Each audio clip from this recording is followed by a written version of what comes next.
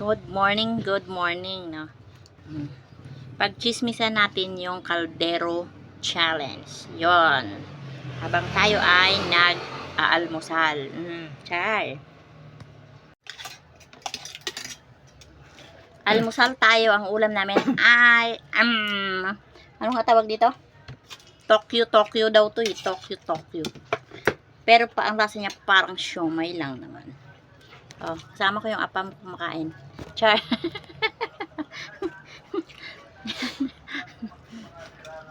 May maaga akong kamaratisan. Nag-usapan namin yung trending na Caldero Challenge. Yung viral ngayon. Ano masasabi mo sa viral na Caldero Challenge? Lahat kasirola na ginamit niya para maliit-liit lang. Ano? Kasirola. Sabi ng apam ko, dapat do yung ginamit niya hindi kaldero, kasi rola lang dapat yung maliit-liit lang daw, o di ba? Ay nako, ang mga tao ngayon talagang nawawala sa sarili dahil lang sa social media. Yung babae naman, si Ineng, ano naman kaya ang nakain niya, bakit siya mag-upload ng ganun, no? Ilalagay niya yung sarili niya sa kahihiyan. Challenge nga yun. Challenge, hindi lahat ng challenge kailangang patulan, hindi lahat ng viral kailangang gayahin. Sabagay, likas na sa ating mga Pilipino na hindi nawawala minsan yung gaya-gaya. Pag nakita mo yung isa, gagayahin mo. Ganon. O hindi nawawala minsan yung inggit. O nakakita ka lang ng ganon, kailangan gayahin mo. Pero dapat, bago mo gayahin, isaalang-alang mo yung kapakanan mo, number 1. O, pangalawa, yung sasabihin sa'yo ng pamilya mo. O bakit siya Aling Piling? Nagmukhang taong grasa. Si Aling Piling nagmukhang grasa, pero hindi naman ganun kaano yun. Sobra naman yung ginawa ng kaldero. Eh kung ako magganon, siguro itatakwil mo ako, di ba? Char! Bakit nagbaliw-baliw ka? Okay lang yun, magbaliw-baliw. Pero yung tipong ganun, maghuhubad ka sa social media. Hindi kasi nila naintindihan kahapon yung aking binlag kagahapon. Yung nireels ko kagahapon. Kasi nga Ilonggo. So maraming hindi naka-get sa aking mga sinasabi. Kasi nga Ilonggo. So makakaintindi lang nun Ilonggo. So ngayon tatagalogin ko. Sabi ko, sa dami-dami ng mai-content, yun pa talaga yung kinontent niya. Pwede naman siyang magtinda, magtinda siya ng mga kangkong, ilako niya, o pang vlog niya. Pwede naman yung ganun. Ba't kailangan pa maghubad-hubad? Oh. Baka maraming views. Hindi lahat ng views kikita. Yung tipong ganon. Kaya dapat sa mga content creator, lalong-lalo sa mga baguhan, hindi lahat na mga milyon-milyon ang views, nagsweldo na. Hindi ganon. Siguro yung babae na yon, alam nyo kung ano yon. Hindi mo naman masabing may problema sa pag-iisip. Kasi mukhang matino naman. Oh. Siguro yon kulang sa pansin ng asawa, kaya nagpapapansin sa iba. Char. Kasi kayo mga asawa, pansinin niyo yung mga asawa niyo nang hindi nagpapansin sa iba. Ganon. Hindi, balik natin dun sa Caldero Challenge. Kung gusto mong respetuhin ka ng ibang tao, gumawa ka naman ng mga bagay na respeto. Ganun yon. Hindi yung banat ka lang ng banat na pag may viral, halagayahin mo din. Buti sana kung wala kang pamilya, wala kang magulang. Wala kang anak. Ngayon, binabash ka ng karamihan na tao. Talagang yung mga comment, nakita ko yung mga comment doon. Yung number 1, nagtatak sa isip ko yung comment doon ng isang lalaki. Sabi niya, nakakalungkot isipin na sa isang babae, binababa nila yung kanilang dignidad para lang sa mga ganong klaseng bagay. Dapat isaalang-alang yung kapakanan ng mga anak, kung may mga anak ka man. Ganon. Kasi yung mga sasabihin ng ibang tao, kaya mong itago sa tenga mo. Pero yung sasabihin sa'yo ng pamilya mo or mga anak mo, hindi mo kayang itago sa tenga mo. Yan. Binagay mo sa kahihiyan ng pamilya mo. Yan, no? Gayon. Ako nag-aaning-aningan sa aking mga content. Pero hindi ako tipong aabot sa hantong sa ganong klaseng sitwasyon. No? Content lang yan, social media. Sana huwag tayong magpadala sa mga social media. Kikita ka nga. Pagdating ng araw. Tama yan para maraming Pero views. yung kahihiyan mo, kaya mo bang ibalik? Kung sakaling may anak ka, kahihiyan ng anak mo sa eskwelahan. Nag-aaral anak mo. Tuksuhin yung mga anak mo, bubulihin dahil sa iyo. Alam mo ba yon? Aga ko magtalak, no? Hindi ako naka-move on pa eh. Hindi pa ako naka-move on sa Caldero Challenge. Kasi, bakit naman kasi, katulad yan ngayon, pinagchichismisan ka ng buong social media. So, ngayon, magagalit ka. Kasi, bakit ganon sila? Bakit ganyan sila? So, wag kang gumawa ng mga bagay na ikakachismis mo para hindi ka pagchismisan. Kasi, ganon lang yun. Kung gagawa ka ng mabuti sa mga content mo, ang ichichismis sa'yo, mabuti. Comment sa'yo, mabuti. So, ngayon, gumawa ka ng ganyan, kaya asahan mo yung mga comment sa'yo, talagang puro negative. Ganon yun. Siguro pag ako nag-content ng ganyan, tong apam ko na to, baka mapalayas na ako nito ng tuluyan. Pag ako nag-content ng ganyan, wala na akong bahay uuwian. Yon. Baka magpapaampo na ako nito talaga sa Facebook pag ginawa ko yung tipong ganon. Kaya dapat hindi sa lahat ng mga viral, hindi natin kailangan gayahin. Pwede mo na siguro gayahin yung slight lang, yung wag naman ganun ka ano, kasi pangit tingnan. Sa mga lalaking gumagawa ng ganon, okay lang kasi hindi ganun kalaswa tingnan sa kanila. Pero sa ikaw na babae ka, yung maghubad ka ng ganun-ganun sa social media, Diyos ko naman, maawa ka sa sarili mo. Kung hindi ka naawa sa sarili mo, maawa ka sa mga anak mo, sa asawa mo, pamilya mo. Isipin mo kung anong mararamdaman ng pamilya mo. Yon. Kasi sigurado naman, tao ka, may pamilya ka. So, meron kang magulang, meron kang mga kapatid. Higit sa lahat, kung may anak ka, number 1, isipin mo, yung kahihiyan ng anak mo. Baka yung anak mo hindi na pumasok sa eskwelahan. Ang aga manirmol ni Tia Piling. Kasi, sabi sa akin, ano daw, masyado ko daw binash yung nag-content ng ganon. So, ano pupurihin ko? Ganon. Pupurihin ko siya kasi nag-content siya ng ganon. So, kapuri-puri ba yung content niya para pupurihin ko siya? O, di ba? Kung sa tingin mo, sa mga kamag-anak ko yun, nangyari na ganon, ewan ko lang, siguro sang katutak na chat or abutin sa akin ng ganon. Kasi nga, syempre, alam mo naman, hindi tayo konsentidor sa mga bagay na alam nating mali. Kaya kayo, pag alam nyo mga bagay na mga mali, huwag nyo nang konsentihin. Para hindi na madagdagan yung mali. Wala namang perpektong tao. Lahat naman, ako nga araw-araw nagkakasala eh. Pero minsan yung sobra-sobra na minsan, pangit na yan. Kasi, syempre may mga pamilya tayong pinoprotektahan. No? Pero wag kang, BP ko kagabi, ang taas, no? Char! Kaya kailangan ko magdaldal ngayon. Kasi pag hindi talaga ako nakaka-move on, hindi talaga pwedeng, hindi ko talaga ibo-voice at kung ano yung aking saloobin. Char, opinion ko lang naman yon. Pero hindi nga, payo ko lang din naman ano.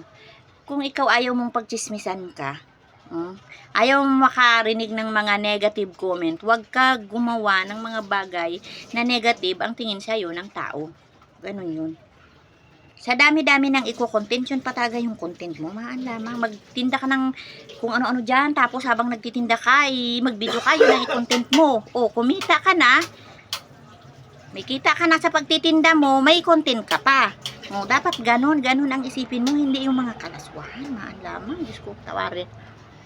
Sabi nung nag-comment doon, naku, patawara, hindi niya alam ang ginagawa niya. Totoo nga rin naman.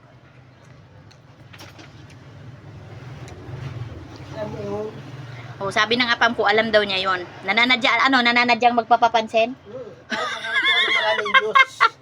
Nananadya daw magpapansin para makakuha ng maraming views, maraming atensyon.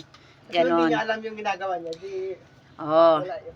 Wala yon. Kaya yung apam ko sang-ayon, ha? Kaya kayo, wag kayong magpapapansin. Maraming paraan para mapansin, hindi yun sa mga ganong klaseng bagay. Ganon. Dami kang ang views, kahihiyan mo naman yung kapalit nun. Kaya mo bang ibalik yon? Kahit burahin mo pa yung video na yon, hindi mo na kayang ibalik yung senaryo na nag-viral ka sa ganong klaseng paraan. Ganon yun. Kaya nga 'di ba? Dati hindi pa nauso yung ano talagang think before you click. Ngayon dapat think before you upload. Ganon.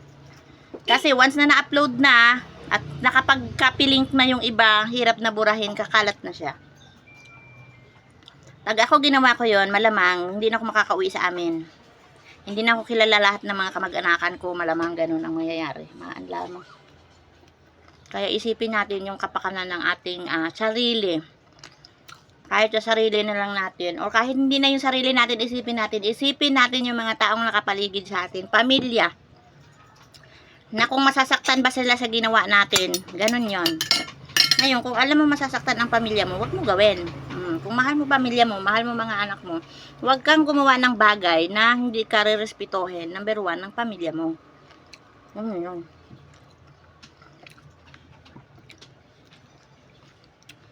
Uso kasi ngayon pag viral, gagayahin. Ganun, pag anong ginawa anong isa, gagayahin din. No, hindi naman lahat ng mga viral or mga gagayahin. Hindi talaga kasi maiwasan sa ating mga Pilipino minsan na may pagkainggitera. No, hindi talaga mawawala yan. Dapat yan, tanggalin natin sa sarili. Gumawa tayo ng sarili natin, yung alam nating kaganda. Yung hindi yung ikapapahamak ng sarili natin. No? Kaninang umaga pa akong dadaldal. Ay, sorry, kumakain na naman ako ng ulam. Ayoko na nga kumain. Busog na ako, pero gusto ng utak ko kumain pa. Kaya lang, kailangan mag-diet, char. Magda-diet muna tayo sa kanin ngayon kasi nga medyo mataas yung ating BP. Yan. Ay, nako. Ngayon, yung babaeng kaldero challenge. Kung ikay lang nagpapapansin, maawa ka. Maawa ka sa iyong sarili, day. Ano lamang. Kung kulang ka sa pansin sa asawa mo, sabihin mo sa asawa mo, pansinin ka nang hindi ka nagpapapansin sa iba. Hoy, may kilala akong ganyan. Hindi lang isa, but twice, 3 twice, char.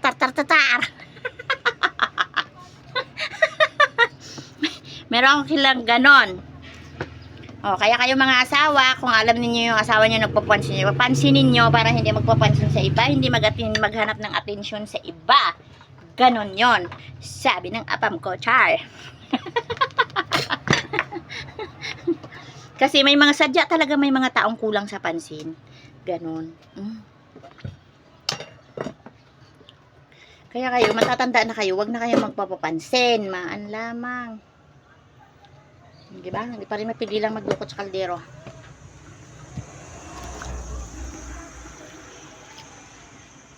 Pero hindi naman sa naawa din ako sa babaeng kaldero challenge. Kasi siguro baka in-upload niya yon, hindi niya naisip kung anong kahinatnan nung kanyang in-upload.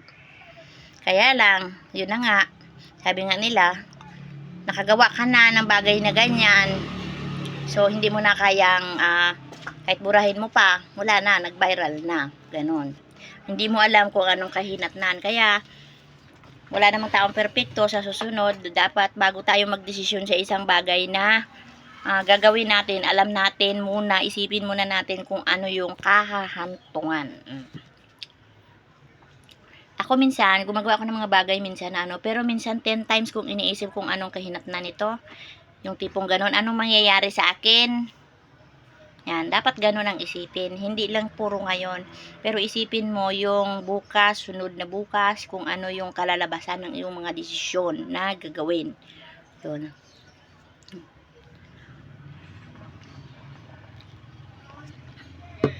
So, nabusog na ako sa kakadaldal ko. Sa kaldero challenge, talagang grabe ang pangbaba sa kanya ng tao. At hindi naman sa ako opinion ko lang naman yun Yan, tinagalog ko na para maintindihan ninyo. Kasi dalawa yung pumunta sa akin dito, hindi nila naintindihan kung ano yung mga pinagsasasabi ko. Kasi nga Ilonggo. So, ngayon, tinagalog ko. Yun sa akin lang naman, anong nakain mo, day? Ba't ka nag-content ng ganun, day? Wala ka nalain siyang na-content. Nga mo ginain mo i-content. Diba? Daming content na mga tapos ko-content ka ng ganyan para mag-viral ka. Diyos ko, magpa-viral ka nga, pero makakalabas ka pa kayo ng bahay nyo. Pag ganon. Makakapunta ka pa dyan kaya sa sa tingin mo, pag binati ka ng tao, ang bati sa'yo ng tao, nakangiti pa. Hindi na. Alipusta na ang gagawin sa'yo. Binibigyan mo yung mga iba na hindi ka re-respetuhin, pati tuloy yung iba na dadamay. Pati yung mga ibang walang mga kamuwang-muwang na mga kababaihan na dadamay din. Maraming nakiusap sa'yo, burahin mo na, pero kahit burahin mo yung video na yon, wala na.